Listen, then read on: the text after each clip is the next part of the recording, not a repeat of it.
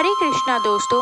तो चलिए आज जानेंगे इस वीडियो में कि इस बार की फागुन मास में आने वाली एकादशी कौन सी रहेगी, उसकी क्या विधि, क्या पूजा, क्या व्रत कथा होगी। तो चलिए शुरुआत करते हैं। इस बार की एकादशी को आमल की एकादशी के नाम से जाना जाता है।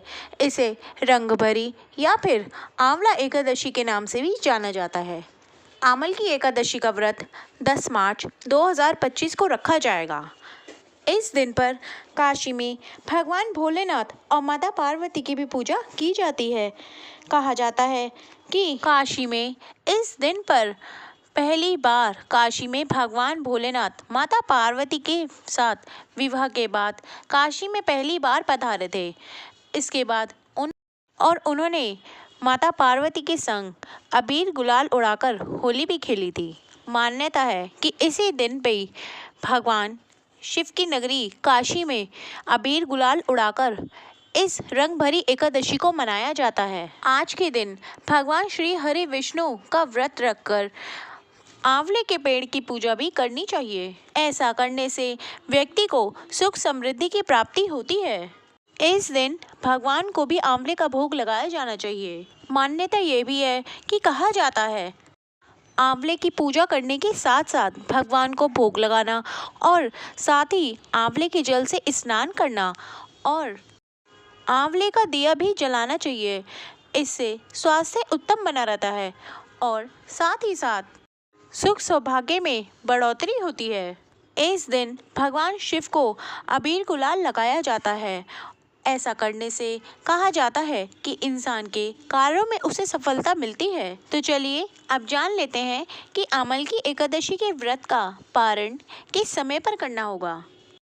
जैसा कि आप सभी जानते हैं कि सोमवार को 10 मार्च को इस आमल की एकादशी का व्रत रखा जा रहा है। ऐसे में 11 मार्च को मंगलवार के दिन सुबह 6:44 से लेकर 8:13 के अंदर ही आपको अपने व्रत को खोलना होगा, पारण करना होगा। मेक श्योर आप इसी टाइम ड्यूरेशन के बीच में अपना फास्ट ब्रेक करेंगे, क्योंकि 8:13 पर द्वादशी तिथि समाप्त हो जाएगी। ऐसे में त्रयोदशी तिथि लग जाएगी, इसलिए आपको 8:13 से पहले ही अपना व्रत खोल लेना है। तो चलिए अब सुनते हैं आमल की एकादशी व्रत की कथा। पौराणिक कथा के अनुसार एक बार की बात है, भगवान विष्णु जी की नाभि से भगवान ब्रह्मदेव की उत्पत्ति हुई थी। उत्पन्न होने के बाद भगवान ब्रह्मदेव के अंदर ये भावना आई। उन्होंने सोचा कि आखिर मेरी उत्पत्ति कैसे हुई, किसने मुझे जन्म दिया, मैं यहाँ कैसे आया। इतना सोचने के बाद ही वह तपस्या के लिए चल दिए और एक जगह जाकर पर ब्रह्म की वह तपस्या करने लगे। उनकी तपस्या से प्रसन्न होकर भगवान विष्णु ने उन्हें दर्शन दिए और उन्हें सब कुछ बताया। उनके दर्शन पाकर भगवान ब्रह्मदेव के आंसू गिरने लगे। जैसे ही उनके आंसुओं की वर्षा भगवान श्री हरि नारायण के चरणों पर होने लगी, उसी समय कहते हैं कि उनके आंसुओं से ही आंवले की उत्पत्ति हुई, आंवले के वृक्ष की उत्पत्ति हुई।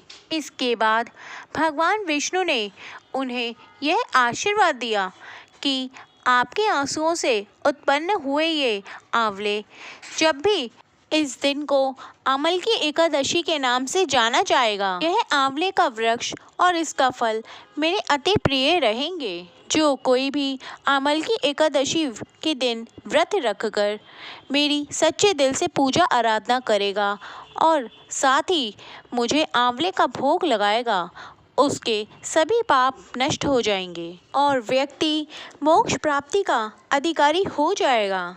इस दिन के बाद से ही आमल की एकादशी के दिन भगवान श्री हरि विष्णु के साथ साथ आंवले के पेड़ की भी पूजा करी जाती है। आंवले का दिया जलाया जाता है और साथ ही उनको भोग भी लगाया जाता है।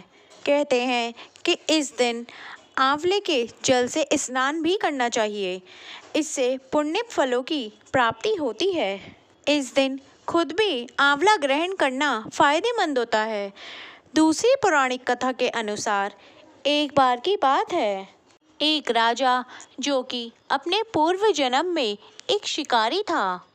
एक बार अमल की एकादशी के दिन जब सभी लोग भगवान विष्णु का पूजन और गायन कर रहे थे मंदिर में, तब वह शिकारी मंदिर के बाहर चोरी करने के उद्देश्य से छुपकर बैठ गया था।